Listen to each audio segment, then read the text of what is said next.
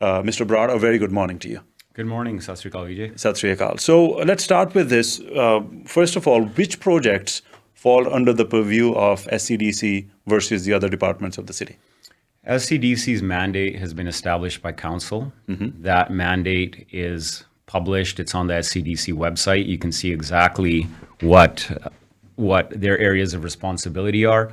Some that come to mind are establishing the Gateway housing project. I believe they're building 1,800 units. Right. Newton Town Center Community Plan, Cloverdale Fairgrounds, and most importantly, establishing the Arena and Entertainment District. Those are all very big projects, very complex projects.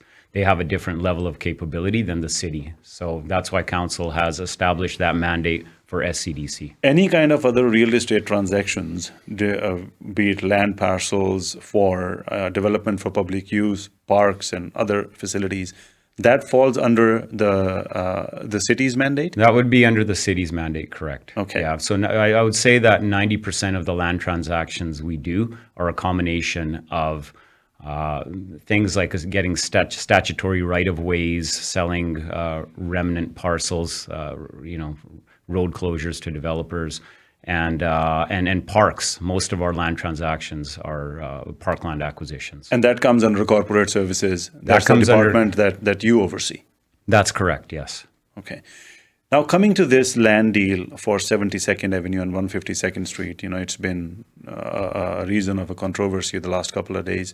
A lot of information, some misinformation is also floating around about this. I want to start by asking you, when did the city decide that this, first of all, what's the intended use of this parcel of land from the city's point of view? The city intends to establish a cricket field on that parcel. Okay, so cricket field. When did the city decide that, okay, this is the location that we should be looking at to purchase or to acquire? So the city has had a need. Cricket is one of the fastest growing sports in Surrey, and we don't have enough cricket fields. So the need emerged last year. It became almost very pressing. This property first came to our attention at the end of last year, and we did about 5 months of diligence before we actually got into negotiations and purchased the property.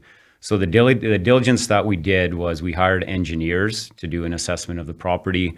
We hired an environmental consultant. There's a couple of man-made small golf ponds on there. We wanted to make sure that we could infill them. We hired an appraiser to review the property and tell us what it's worth. And we hired a design team to ensure that we could, fit a cricket field onto the property. So there was about 15 different staff involved from different departments.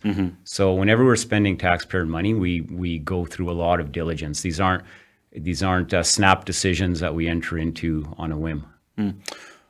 When your department goes ahead, starts scouting locations or scouting possible locations which could be purchased or acquired, you get direction from the city council that, this is the intended purpose which we need to fulfill, and now your department needs to find the spot or find the location where this could be done? Is that correct? Yeah, correct. Most of our parks are already established in official community plan and neighborhood community plans. And so these are all publicly available documents that are council approved, and they'll set out exactly where there's going to be density, where we're going to have parks, and then it's up to our department to basically go out and secure those parks. When did the city come to this conclusion that we do need to develop a cricket field, when your department or other departments were given this go-ahead to start looking for a possible parcel of land where cricket field could be developed? Because you said that this particular property came on your radar for that purpose end of last year.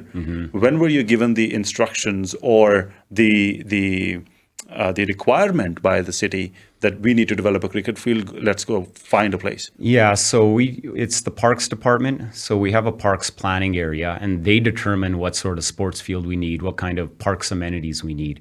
So they looked at it and said, yeah, we need a cricket field. And so it's up to our department to go out there working with the Parks Department to find a suitable parcel. When was that determination made by the Parks Department? Towards the end of last year. Okay, so around the same time. Yeah, exactly. And this parcel was of particular interest because it is very unique. It's ALR land, but it's zoned recreational as golf course. So typically, if you look at our past transactions with parkland, we're paying $5-6 million an acre. In this case, we're going to be able to establish a playing field, a much needed amenity for about 10% of that price. One of the individuals who were a part of the ownership group of this parcel of land prior to the city acquiring it claims that their realtor reached out to the city last year and offered this piece of land for $4 million, but the city never reached back. Do you have any knowledge of that? We have no record of that. No record of that. Not at all. Okay. In the release yesterday, you also mentioned, the city mentions that when the city completed this transaction, because these allegations have been floated by Mr. Kuldeep Bansal, that person, that individual was not a part of any of the dealings that the city had to close this deal. Am I correct in understanding that? I don't know who Mr. Bansal is. Mr. Bansal is not even registered as a director of this company. We've never engaged with Mr. Bansal. The price of this property now, the previous ownership group acquires this in 2022, and I believe for a price close to $6 million. They say that this had been listed for a lower price for 4.9 million, for 4.5 million, and then eventually they had a contract in place to sell this property for $3.35 million. But within a matter of a week and a half or so, the city buys the property for $6.8 million. What's your comment on this? Are those the facts that you concur with, that there was a previous transaction for 3.35 million, or are you totally unaware of that? I'm totally unaware of that. If there's some internal issue that happened with the partners where one bought shares from the others, that's unknown to us. And frankly, we don't care about that. Here are the facts. This property was purchased by the current ownership group. Well, the city owns it now, but the previous ownership group in 2022 in January for $6 million. The assessed value is 2.65. The city purchased directly from that company in June of this year for 6.8 million. And its assessed value is, I believe, about 2.9. And the gap between the assessed value versus the market value is so stark because this is ALR land?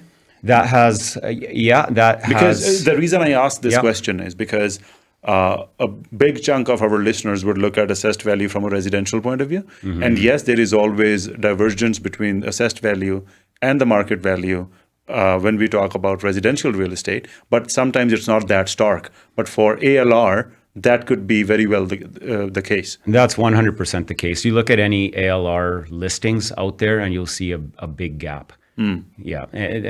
The assessed value, the purpose of the assessed value is very different than the appraised market value of a property. How did you reach the $6.8 million number? You mentioned there was an appraisal done. What did the appraisal come out to? We did a third-party appraisal by Colliers, a very reputable real estate firm, and they appraised the property at $7.86 million. They issued an 86-page report. They did a full comprehensive review of the property, and so we purchased the property for $1 million less than appraised. So it represents fantastic value. So did they give you that number based on the income-based approach or the best possible use approach? They used a direct comparison approach. They looked at comparable land sales within the region. In fact, there was a golf course property very similar that transacted at 1.1 million an acre not too long ago. And so they came in somewhere in the middle. This is 13 acres we're getting for 6.8 million. So I would do this deal 10 times out of 10 any day. I think this is fantastic value. What's the one piece of misinformation, according to you, that needs to be dispelled about this entire story? Just the chronology of the property ownership. This property was purchased in 2022 by the ownership group for $6 million. It's very straightforward. The city purchased it for $6.8 million in June 2026. So this 3.35 number is unknown to me. I don't know where this is coming from. If there were some internal issues with partners and somebody bought somebody out, great. It has nothing to do with us. Has the value of such pieces of land really gone up by more than 10% in the last 4 years, some might ask, given the status of the real estate market? Because it hasn't really been, firing all cylinders. Something that was $6 million in 2022 that being bought at 6.8 million in 2026, given the depressing market that we've had, how do you respond to that? Yeah, not all categories of real estate asset have taken a beating. Residential land for sure, industrial land, commercial land, sure. This is a very unique property. Only 2% of Surrey's land base is actually in this zone CPG. So when you have unique asset classes like this, it doesn't follow necessarily the general market trend. Were there any other properties also considered to establish a cricket field other than this property? This property represented the best value. We've been looking for, there are other properties that may have been considered, far more expensive. Like I said, we typically pay $5-6 million an acre for parkland. And this is 13 acres. Yeah, this is 13 acres. This is about $560,000 an acre. It's about 10% of what we would typically pay. So that's why I say it's fantastic value. I would do this deal 10 times out of 10. Anything else you'd like to add?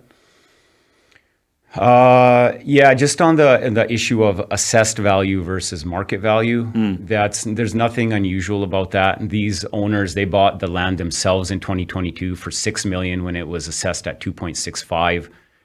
4.5 years later, the city buys it for 6.8. It's assessed at 2.9. These types of TransLink just bought a property for $44 million. It was assessed at $34 million in Surrey. The city sold a piece of land to BC Hydro for a substation for $6.5 million, and the appraised value was $3.5 million. There's nothing unusual about that part of it. Mr. Brar, thank you so much for your time. Thank you, sir. Thank you.